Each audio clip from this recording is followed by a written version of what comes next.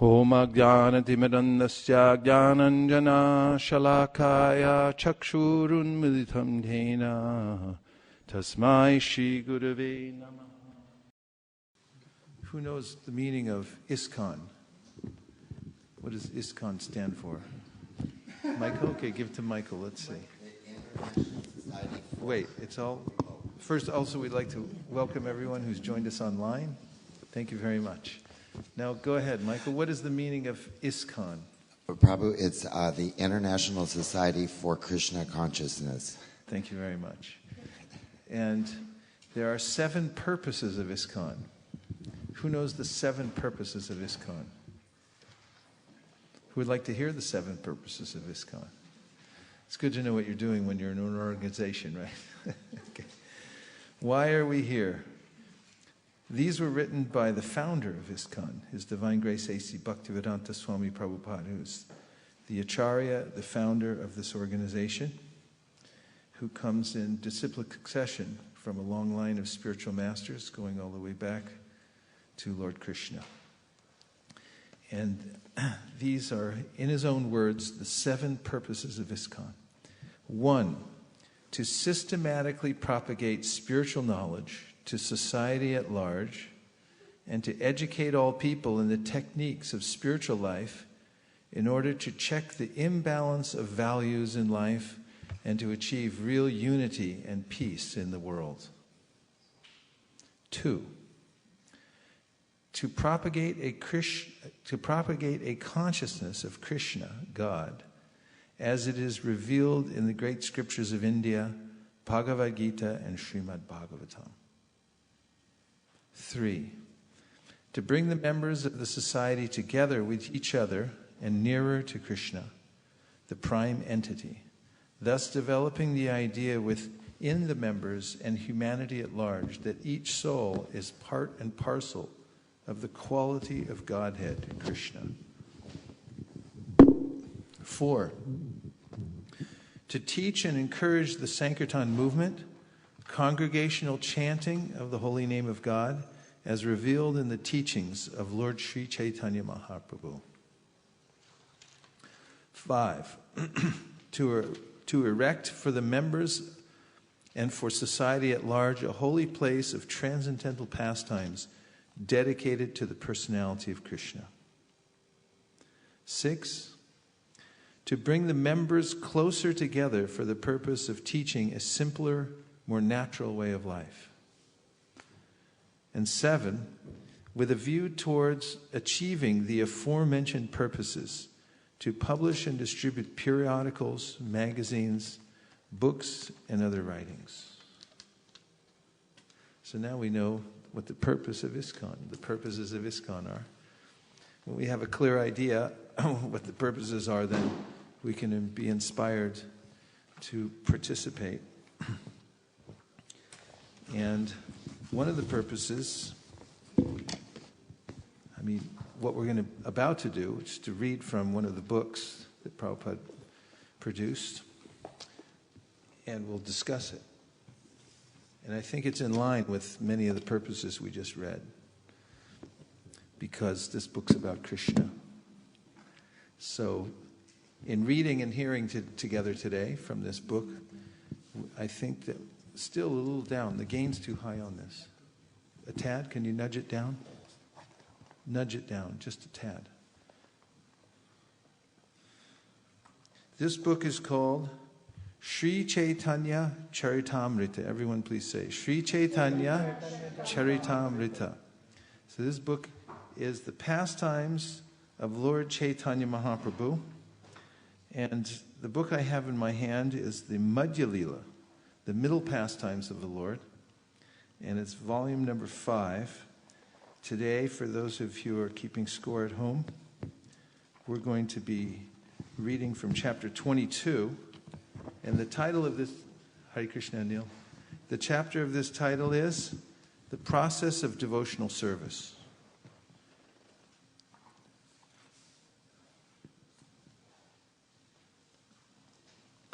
So, just to set the scene for where this dialogue is coming from, Sri Caitanya Mahaprabhu who is Krishna himself, appeared in the Kali Yuga to give the Yuga Dharma and also for his own purposes of experiencing the love that his devotees have for him in the spiritual world, which he can't taste as Krishna because he's the object of their love and not the one appreciating.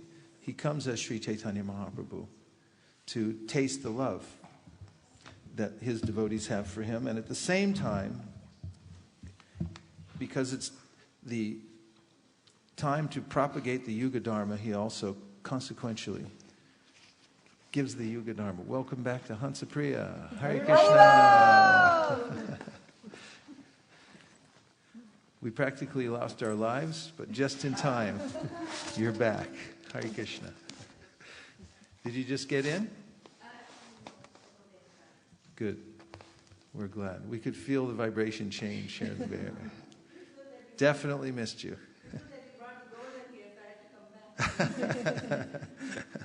Nice to see you. So now, Sanatana Goswami is a great devotee of Sri Chaitanya Mahaprabhu. He was a minister, that is, a highly paid and highly respected administrator of the government for the king. In fact, he ran the whole show. The king just did whatever he wanted, but he had brains behind his organization. Something wrong with the sound today. It needs to be fixed. Do you hear the extra ringing? It needs to be adjusted, please. So, when Sanatana Goswami, who is from a Brahmana family, but who basically at the time lost his standing in Brahminical society because he was working for a king, once went to visit Sri Caitanya Mahaprabhu, who was passing by the area, Sanatana became so attracted that he decided to give up his position in the government and go join Chaitanya Mahaprabhu. So that's what he's done. And we talked about that last Wednesday, how he escaped from jail because his employer said, you can't quit. So you can either work or you can go to jail. So he chose to go to jail. But then he bought his way out of jail because his brother Rupa Goswami had put aside tons of gold. And he bribed the jailer, and he also gave him a good excuse that he could tell the king so that he wouldn't get in trouble. And he left, and he went across the mountains. And he went to Varanasi, and he met Chaitanya Mahaprabhu there at Chandrasekhar's house. And soon afterwards, Chaitanya Mahaprabhu began teaching him about Krishna consciousness. And this particular chapter is one of the most verse-rich chapters in all of the books that we have. It's a hit parade of the most important verses about bhakti and devotional service, each of them presented by Sri Chaitanya Mahaprabhu. Now, in spiritual circles, when someone is presenting a theory, postulating something, they must back it up with praman, or evidence from Scripture. Otherwise, no one takes it seriously. Unless it's coming from an authoritative source, which is the Vedas, or the corollaries of the Vedas, the Smritis, the Puranas, and one says, I think such and such. You must back it up with Shastra. Otherwise, your speaking is not considered to be well trained, and it's not transcendental speech. It's not in the mode of goodness. It's in the mode of passion and ignorance, and it doesn't have the proper effect. So you'll notice that as we go through this chapter, Chaitanya Mahaprabhu is giving praman, or evidence from the Shastras. He's quoting Bhagavad Gita, Srimad Bhagavatam, and other kinds of scriptures. And then Kaviraj Goswami, who's the author of this book, has strung all these verses together just like a garland. Verse number 1. Vande Shri Krishna Chaitanya Devam Tam Karunarnavam Kalavyapyati Gudyayam Bhaktiryena Prakashita I offer my respectful obeisances unto Lord Sri Caitanya Mahaprabhu. He is an ocean of transcendental mercy, and although the subject matter of Bhakti Yoga is very confidential, he has nonetheless manifested it so nicely, even in this age of Kali, the age of quarrel. Jai Jai Sri Chaitanya Jai Nityananda Jai Advaita Chandra Jai Gaur Bhakta Vrinda. All glories to Sri Chaitanya Mahaprabhu. All glories to Nityananda Prabhu. All glories to Advaita Chandra. And all glories to all the devotees of Sri Chaitanya Mahaprabhu. Text 3. Sri Chaitanya Mahaprabhu said, I have described one's relationship with Krishna in various ways. This is the subject matter of all the Vedas. Krishna is the center of all activities. Now I shall speak about the characteristics of devotional service by which one can attain the shelter of Krishna and his loving transcendental service. A human being's activities should be centered only on devotional service to Lord Krishna. That is the verdict of all Vedic literatures, and all saintly people have firmly concluded this. When the mother Vedas, Shruti, is questioned as to whom to worship, she says that you are the only Lord and worshipable object. Similarly, the corollaries of the Shruti Shastras, the Smriti Shastras, give the same instructions just like sisters. The Puranas, which are like brothers, follow in the footsteps of their mother. O enemy of the demon Mura, the conclusion is that you are the only shelter. Now I have understood this in truth. So, as being referred to in this verse, the Shruti, or the original Vedas, are eternal. They're co-eternal with Krishna. They've always existed, and they always will exist. And they appear in human society from time to time, apparently passed down through great personalities who present them to the world. They're the same exactly in their form and structure. That is, the same syllables, the same sentence structure, everything the same in the Vedas, because they're eternal. They have an eternal form, and the sound for many generations is passed down from one spiritual master to disciple, not in writing, but through hearing, speaking and hearing. And there's a way in which the spiritual master will speak the Vedas, the student will hear until the student completely can recite the sounds exactly as he heard them. And in that way, the sound gets passed down and preserved. However, approaching Kali Yuga, there's a way in which people's memories became shorter and their ability to learn the Vedic sounds was diminished, and therefore Srila Vyasadeva, anticipating this, wrote the Vedas down for preservation in human society. Not only that, in the present age, the Smritis, or what is referred to here as the corollaries of the Vedas, which are the Itihasas and Puranas, that is, explanations of the Vedas. They're stories which actually unpack or teach the lessons that are inherent in the Vedas so that people can understand them and actually keep their attention span. For instance, the Ramayana is an Itihasa, and so is the Mahabharata. Who here has read the Ramayana or seen it on television? Come on, you've seen it on television. Yeah, nowadays when you walk around Govardhan Hill, of course it's getting worse because I don't know what else they're playing on those televisions. They didn't used to have any televisions at Govardhan Hill, but nowadays they have these little, I don't even know what they sell there, but they probably sell like soft drinks and water and some other stuff so people can stop as they're walking around Govardhan. But they all have TV sets, and for some reason, I think, certain section of the population in India have a feeling that television sets are meant to be played at full volume. And better yet, if you can get one of those big speakers and hook it up to your television set and then play it at full volume, it's even better.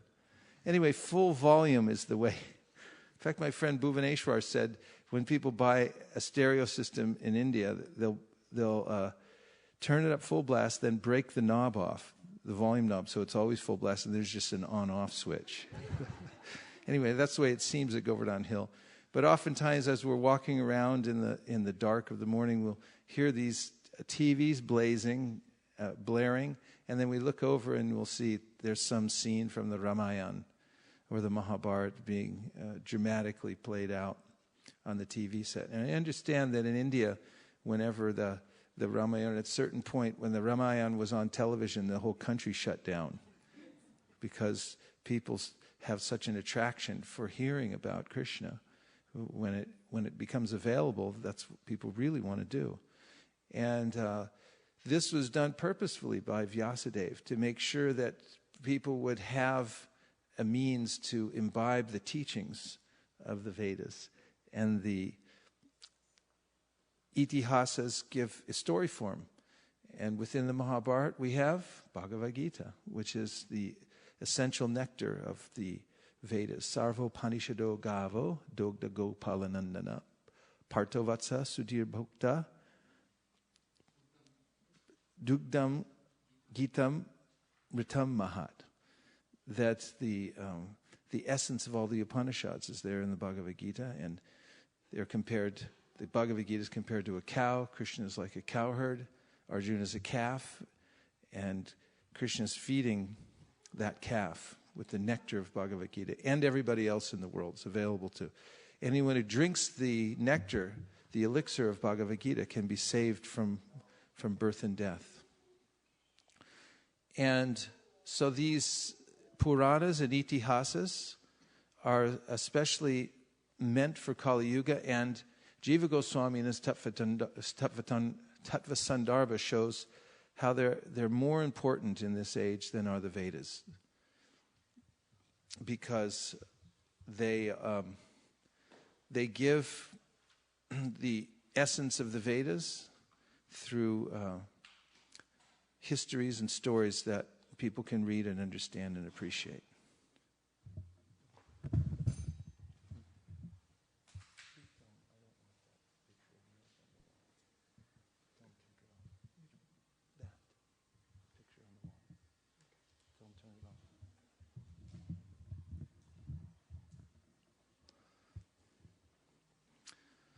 So,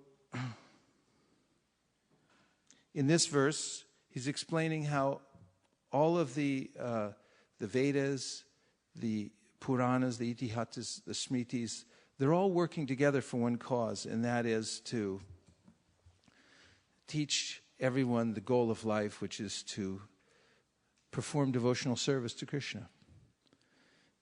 And this is the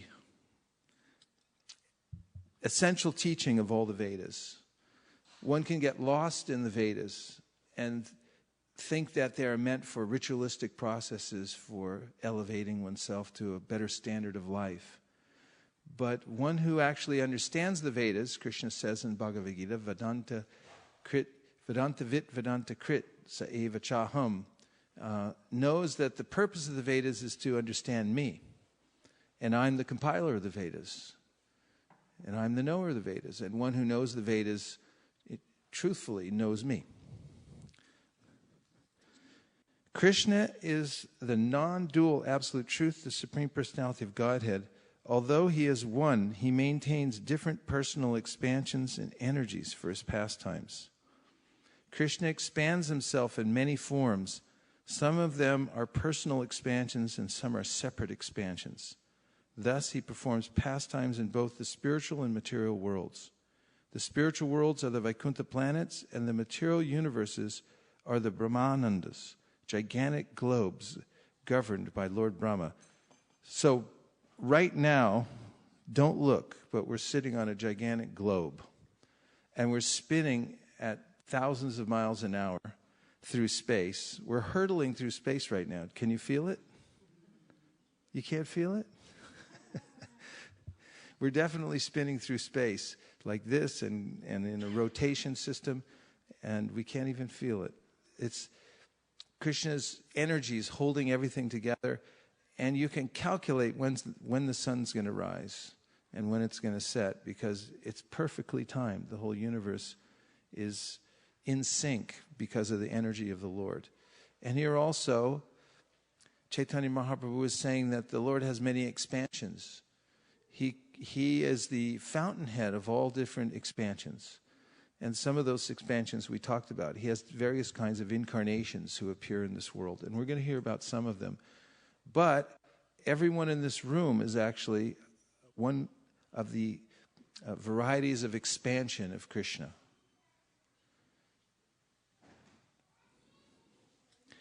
Expansions of his personal self, like the quadruple manifestations of Sankarshan, Pradyumna, Aniruddha, and Vasudeva, descend as incarnations from Vaikuntha to this material world. The separated expansions are the living entities. Although they are expansions of Krishna, they are counted among his different potencies. Everyone who's a living entity, raise your hand. So you can feel very fortunate that you're an expansion of Krishna. You're a living entity. Same in quality as Krishna. And therefore the Upanishads go to great length to point us in the direction of consciousness to understand who is God. And the first consciousness, the first conscious living entity, they direct us to look at is ourselves, to understand what is the nature of consciousness. If you look at yourself, it's like nothing else in this world. We're conscious of matter. And if we weren't, then matter wouldn't really matter. It would just be inconsequential. It's only because the light of consciousness shines on it that it has significance. And therefore, we are categorically different from matter. And that category is going to be described by Sri Chaitanya Mahaprabhu in the next few verses. The living entities, jivas, are divided into two categories. Some are eternally liberated and others are eternally conditioned. Those who are eternally liberated are always awake to Krishna consciousness, and they render transcendental loving service at the feet of Krishna. They are to be considered eternal associates of Krishna, and they are eternally enjoying the transcendental bliss of serving Krishna. Apart from the ever-liberated devotees, there are the conditioned souls who always turn away from the service of the Lord. They are perpetually conditioned in this material world and are subjected to the material tribulations brought about by different bodily forms in hellish conditions. Due to his being opposed to Krishna consciousness, the conditioned soul is punished by the witch of the external energy, Maya. He is thus ready to suffer the threefold miseries brought about by the body and mind, the inimical behavior of other living entities, and natural disturbances caused by the demigods. So we've learned some valuable things. One is what Krishna says in the Bhagavad Gita, Apareyam itastanyam prakritim vidime param jiva bhuta mahabaho yayedam daryate jagat. That comes in the 7th chapter of the Bhagavad Gita, verse number 5. 5? 5. In verse number 5, Krishna makes a distinction between us and what else? Lower energy. Who can give some names of lower energies in this world? What's one of the lower energies that you come in contact with every single day without fail? Yes. Animals. Judges, will we accept that answer? No. What elements do you come in contact with every day? Name one. Water. Do you come in contact with water every day? I hope so. Except on Nirjala Ekadashi once a year. Then you don't come in contact with water. But you do actually, because your body's made of water. 75% water, basically, your body. Once you drain it all out, you don't get much. You get a little package about this big. When you burn the body, it turns into just a little box. You could put in a little box. So mostly water. What other element? Yes. What? An element that you come in contact with every day. I'm looking for elements. Think about what goes with water as an element. Huh? Fire. You come in contact with fire almost every day, right? Air. Earth, we'll accept earth. You're on the board. Michael's on the board with fire. Okay, Shamalangi's got ether. Front row's all got ether. They're all scoring quite well up here in the front row. Let's not be outdone, please. Okay, mind, intelligence. Krishna names them in the Bhagavad Gita. He categorizes, this is Sankhya, a way to look at the material energy and divide it up into parts. Of course, in modern science, they go into the different elements and things like that. This is the way that of the Vedic science, earth, water, fire, air, ether, mind, intelligence, and ahankar, false ego. So these are named as 8 material energies. And they are inferior. Who are they inferior to? Definitely inferior to Krishna, but who else? You, the soul. Now, it's an interesting conundrum, so to speak, because you are you, and your body is something different. That's a profound realization. Because your body, actually, think about it for a second, is made of earth, water, fire, air, ether, mind, hopefully intelligence. Definitely false ego. Mine, not you, me. I'm hoping for some intelligence. Yes, Shamalangi.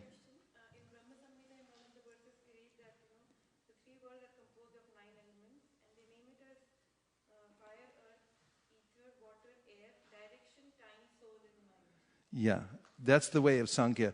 In Sankhya, they divide it up in various ways. Basically, similar kind of ideas. They're just categories, but a way of dividing up the world into different parts. Yes? When I was reading Essence of Bhagavad Gita, I don't know if that microphone's actually on. Needs a little fire. it said,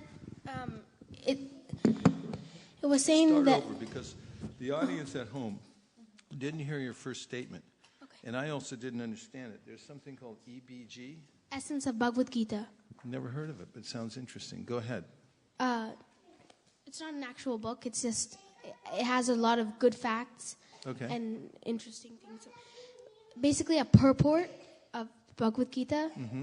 So it says that we are only superior to animals because the only thing that makes us superior to animals is that if we ask what is the goal of life and what is the purpose of life. So when you were saying what is superior to us, I mean, when you were saying your question, why can't it be animals? All right, I'll give you half a point. It's a different context. It's a different point. But we'll give you half a point anyway. So you're on the board, 1.5. Yeah, we're superior to animals in the sense that human beings have a different kind of robot. All bodies in this world are robotic. They're provided by material nature. They're better than iPhones, more features than an iPhone. Think about that. It works practically in amazing ways, the robot. The animal bodies, the souls who have gotten the animal robot bodies can only act according to the impulses of material nature, basically. Except for a few exceptions like Gajendra, Hanuman. There have been some great souls who were in animal bodies. Who? Jatayu, definitely one of my heroes. But generally, animals are controlled by the lower modes of nature. Human beings have a capacity for understanding God and seeing the difference between the body and the soul. And that's what we're talking about now, is the ability to see the difference between these lower, inferior energies, earth, water, fire, air, ether, mind, intelligence, false ego, and myself. So how can one do this? How can one see the difference between one's conscious self, which is superior energy? It comes from the spiritual world. It's part and parcel of Krishna. It's consciousness, it's light, it's awareness, and dead matter. How can you tell the difference between you, the consciousness, and your body, which is dead matter? How can you tell the difference? Any suggestions? Mukharvind in the front row.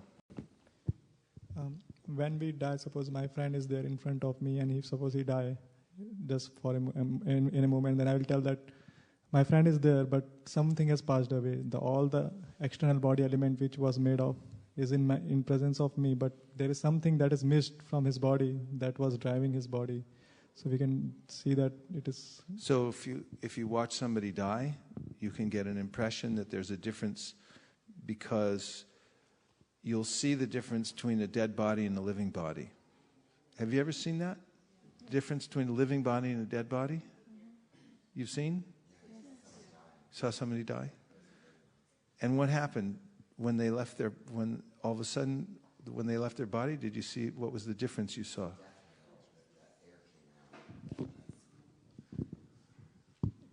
What did you see when? Well, it's the lungs that there was kind of a death rattle and then a big gasp for air. Leaving, exhaling, and they kind of got gray and cold. So the body turned gray and cold. A little bit. And then soon afterwards, the body becomes stiff. We call it rigor mortis. The body becomes stiff. Oh, Kanka's here. She could tell us more about it. She's a nurse. What happens when somebody dies, Kanka? You've probably seen people leave their body. Could you give us any more explanation? The difference between a living body and a dead body. This is a topic you won't find at Stanford University.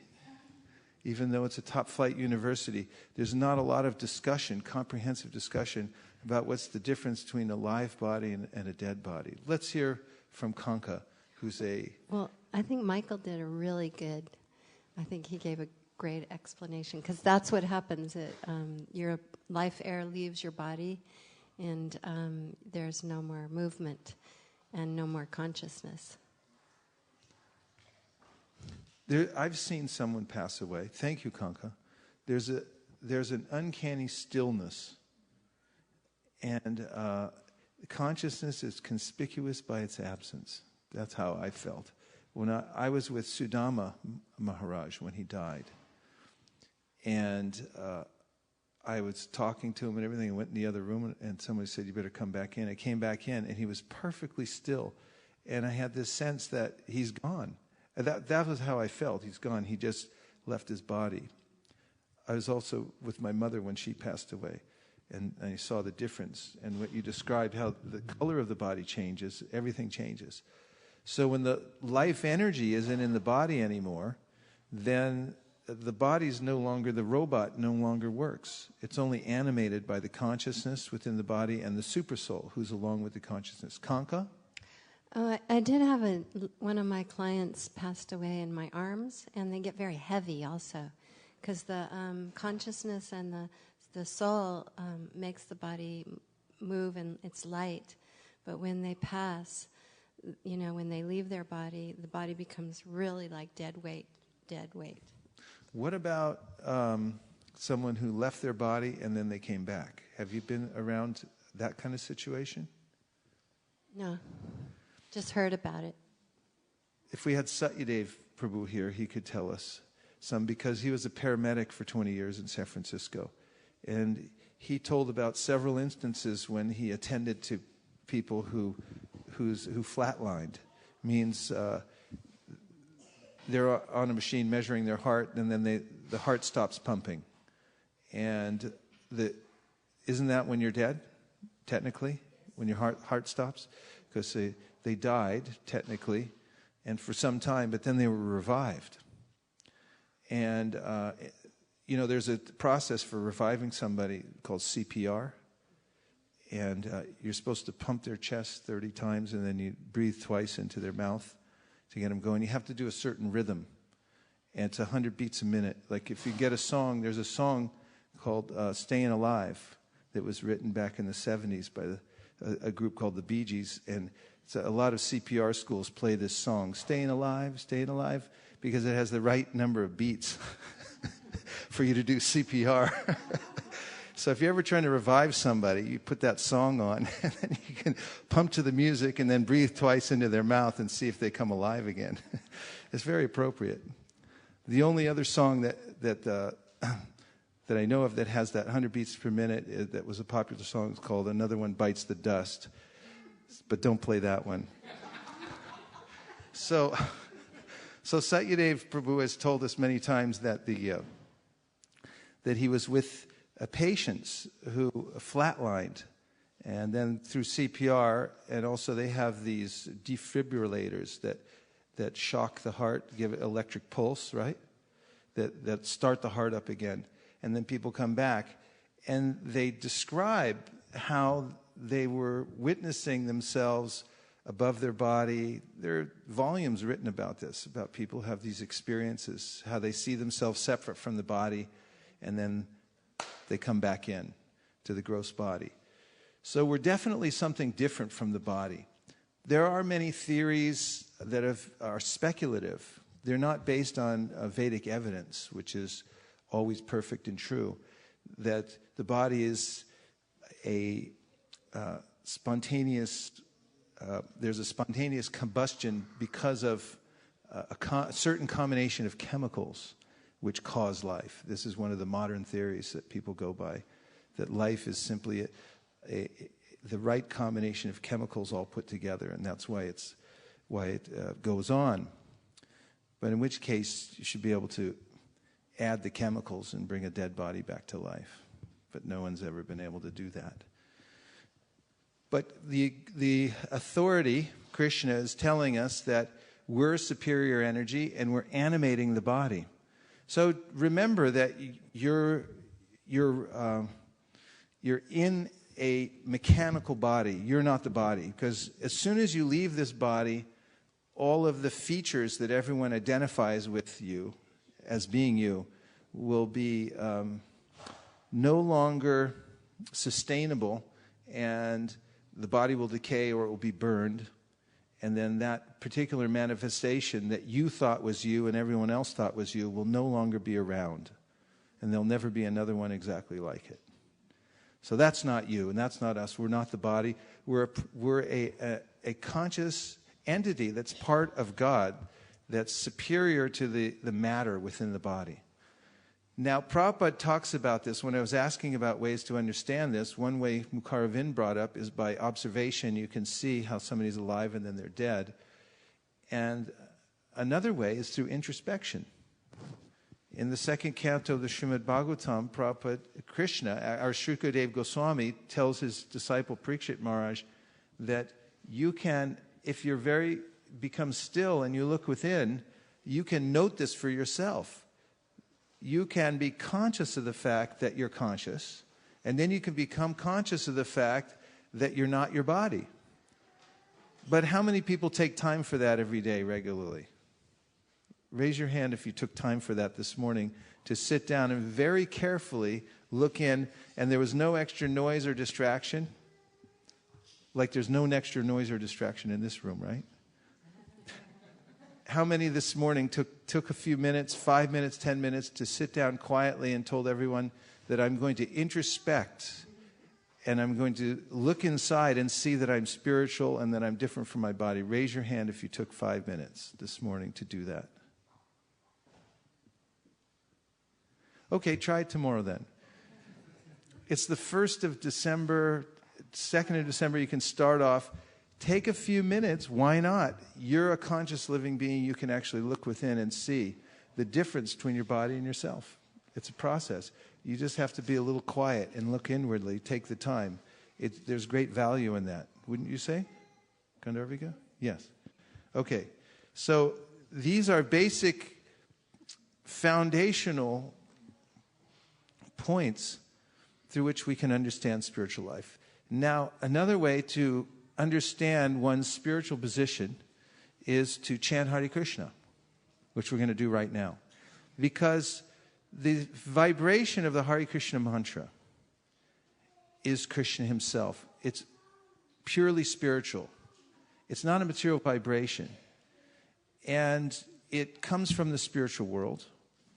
And if you chant Hare Krishna and you listen to the vibration very carefully, and you feel the vibration, you'll awaken to this kind of knowledge that I'm not my body. I'm actually part of something much greater. I'm part of the Supreme Soul. I'm a part and parcel of the Supreme Soul. And this is what Krishna says in the Bhagavad Gita. Mamai vamsho jiva loke, jiva bhuta sanatanaha. He says that the soul is my part. We're a part of Krishna. Just as when you have a fire and there's a crackling and the sparks come out, the spark is part of the fire, isn't it? But is it the fire? Yes or no? It's part of the fire, but it's not fire. So it's simultaneously one with the fire and different from the fire. And that's just how we are. We're like tiny sparks of Krishna. We're conscious living beings. But we're not quantitatively the same as Krishna. If we were, we'd be the supreme controllers. Is anyone in this room the supreme controller? I just want to make sure Krishna is not in the room. Of course, Krishna's right there. He's in his own room there. I mean, in the temple room. If you're the supreme controller, wait a minute, Bir Krishna's walking out. He doesn't want to, I want to make sure. He's not an incarnation. Okay, if someone's an incarnation or someone's a manifestation of Krishna, they should be able to show universal form and also be the supreme controller. But as we just heard in this verse, a living entity in this world is subjected to threefold miseries. Let's review these miseries for our own benefit because they're so fun to talk about. Isn't it? Yes. To remember the miseries of this material world? Okay, so, yeah, just one sec. So, for 10 points, name one of the miseries. Okay, Anil. Adibhotik. You'll have to use the microphone and you have to explain that a little bit. What is adibhotik for everyone in the audience who doesn't know what adibhotik misery? And we'd like you to give a personal example of how you've experienced the adibhotik misery in your own life. For 10 points. Go ahead. I'm not very sure. There are 3 types. One of the types is adibhotik. And for example, like one are caused by the self. Wait a minute. Let somebody help you out here, and then you can go more deeply into it. Adibhotik. What is the adibhotik misery, Malini? Miseries caused by other living entities. Has that ever happened to you? Is there any other living entity caused you any misery lately? Go ahead. Tell us about it. Yeah, like every day. Every day and in every way. And sometimes it's the way I see it. It's not like people want to do that, but sometimes I perceive like that. Well, that's another thing. Now you're getting lofty. Let's just I want to hear some examples. In what ways do other living entities cause you misery? I mean, the expectation they have. That's not causing me misery. Okay, go ahead. The expectations. Can you give anything specific without getting in trouble or giving away any names? The names? Names, addresses, people who cause you misery. Any living entity that causes you misery on a regular basis? Any living being, another living entity who's caused you misery? Tell us. Specific. You want the name also? or just the example? Give a specific example. Okay. I mean, most of the time I feel it at my workplace. Workplace, okay. Who's causing you misery at your workplace?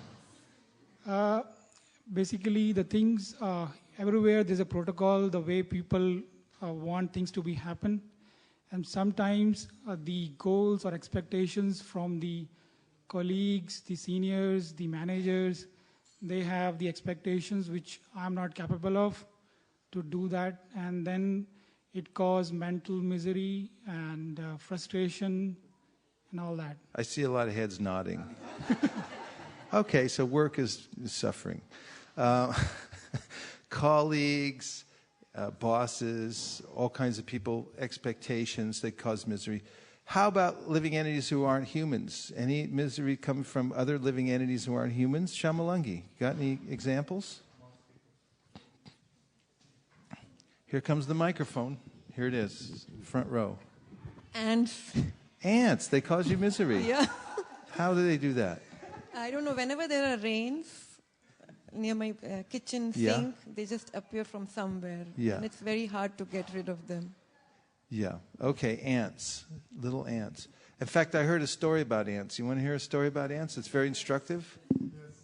Yes or yes? This is a very important story. It actually comes from a devotee who lives in the Chaupati temple. It's from the Muffatlal family. And he told a story to Jayadvaita Maharaj, who told me. And it was taught to him by his father. You know, they come from a family of very wealthy merchants. And his father taught him early on in business about a story about ants and elephants. And he said that once there was an elephant, and he used to go around stomping on ants.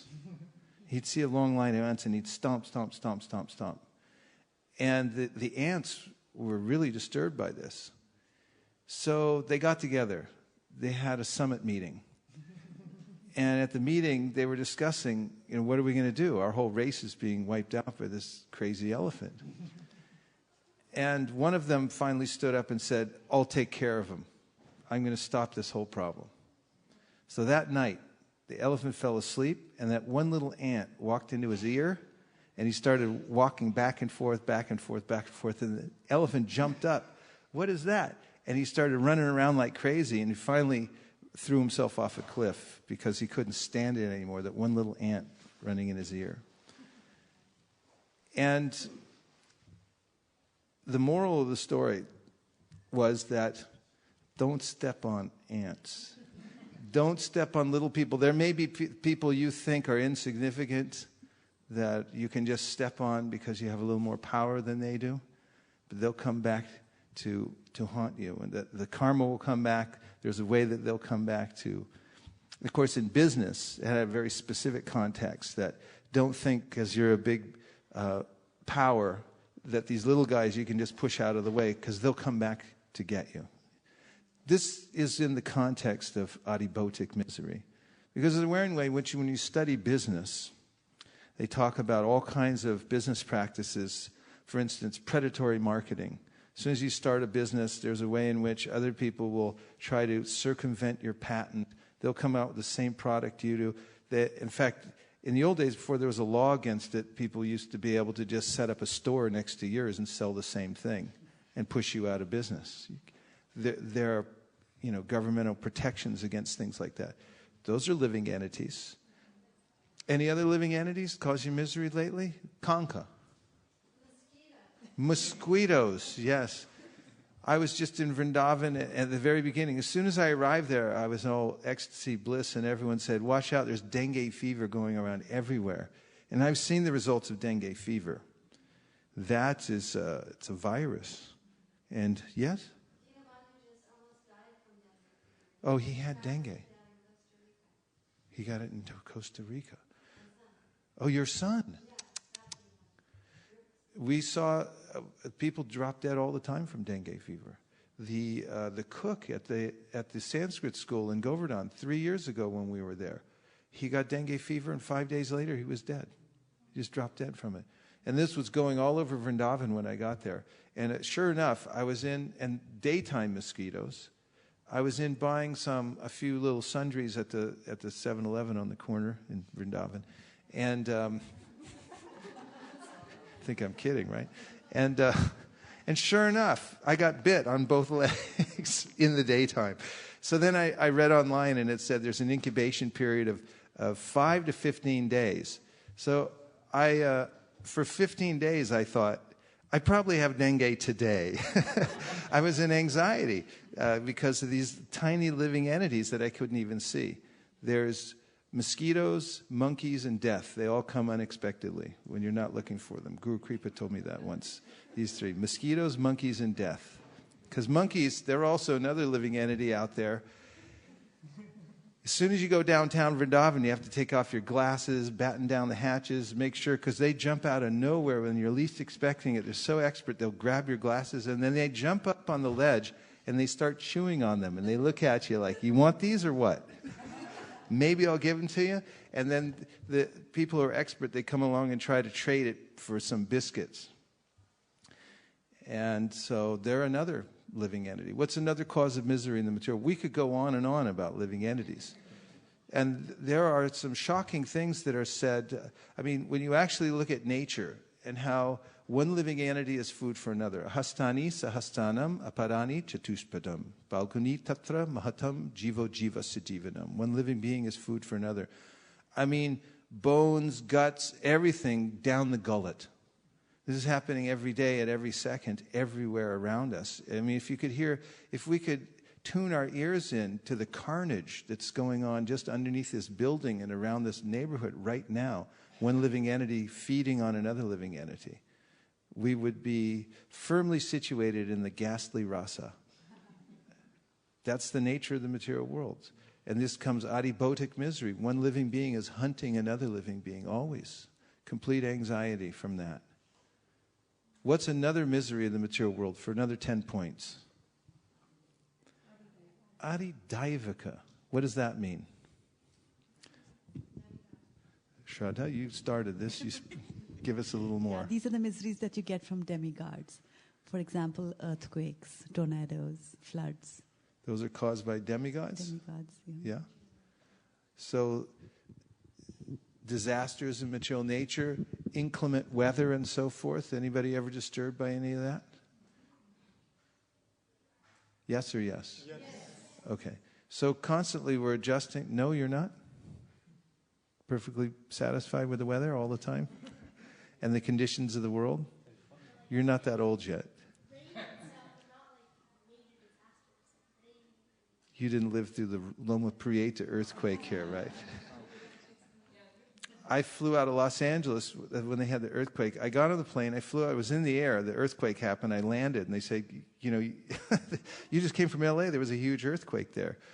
Freeways pancaked and people were crushed. All the time material nature is moving around, and it's, what to speak of pralaya. There's ways in which the material nature is destroyed. Every day of Brahma, there's a partial destruction of the material world. Even in the higher planets, there is a way in which the sages that live on some of the higher planets that aren't high enough, at the end of every Brahma's day, when there's a partial destruction of the universe, there's so much heat coming from the lower part of the universe, they have to take airplanes to higher planets. So there's everywhere in the material world, there's some unsavory, some uncomfortable situation, and much of this is caused by adidaivik, just the conditions, the shifting conditions of the material nature. And what's the third kind of misery, the category? Adhyatmic. What does that mean? Gandharvika's got a huge smile, so she's going to explain it a little bit. Created by one's own self. One's own self. Yeah, how does that work? Like overeating. Oh, so you can cause yourself misery by overeating. Okay. What other ways do we cause misery to ourselves?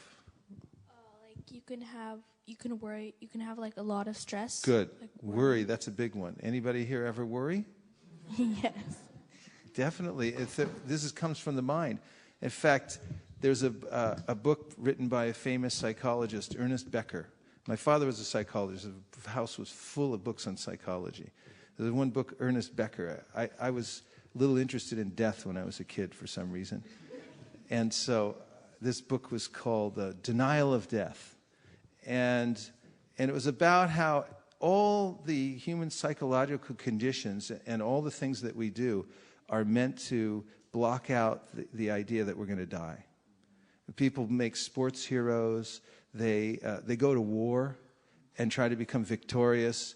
They go to get a degree in a university. All these things are ways of masking the deep anxiety I have that I'm facing immortality. There is constant anxiety in the minds and hearts of every living entity in the material world because we're being stalked by the tigress of death. She could be around any corner. That's scary. Bhayam dvitiya binibeshata syad ishad apetasya viparyayo smritihi. The Srimad Bhagavatam, Kavi Yogendra says that everyone who has forgotten their own self, first of all, they forget God. And when you forget God, you forget yourself because you're part and parcel of God. And then you have to make an alternative self. We've forgotten our real self, which is actually spiritual, eternal, never dies. And it's part and parcel, a servant of God. And because we've forgotten that, we've turned away from that idea, now we have a false conception of self. This is called the ahankar. And I manufacture an idea of who I am. I think I'm a man from origins in Europe somewhere. Someone else might think I'm a woman with origins from the subcontinent of India. But these are temporary designations. They have nothing to do with our eternal identity as parts and parcels of Krishna, eternal spiritual souls. And for that reason, the Shastra says, I'm always in anxiety, I'm always worried. Bhayam, I'm always fearful, because at any minute, whatever I have can be lost. My identity will be washed down the drain. It will go up in smoke, literally. Right? You want to look at the verse? Let's take a look. Our resident pundit has directed us to page 265. And for those of you who are watching online, it's in your Srila Prabhupada Shloka book. If you don't have it, you can contact us and order a Prabhupada Shloka book so you can keep score at home. And in the Srimad Bhagavatam, it's 11.2.37. All say, please repeat. Vayam dvitiya binibeshata syad. Ishara petasya viparya josmitihi. Tanmaya yato buddha abhajetam. Bhaktyai kayesham guru deva tatma. I'll read the translation. Fear arises when a living entity misidentifies himself as the material body because of absorption in the external illusory energy of the Lord. When the living entity thus turns away from the Supreme Lord, he also forgets his own constitutional position as a servant of the Lord. This bewildering, fearful condition is effected by the potency for illusion called Maya. Therefore, an intelligent person should engage unflinchingly in the unalloyed devotional service of the Lord under the guidance of a bona fide spiritual master, whom he should accept as his worshipful deity and his very life and soul. That was spoken by Kavi Yogendra, and he's instructing the king named Nimi. Nachari Armarman, Nachari Armarman, Nachari Armarman, Nachari Armarman, hey, Nachari Armarman, Nachari Armarman, Nachari Armarman, Nachari Armarman.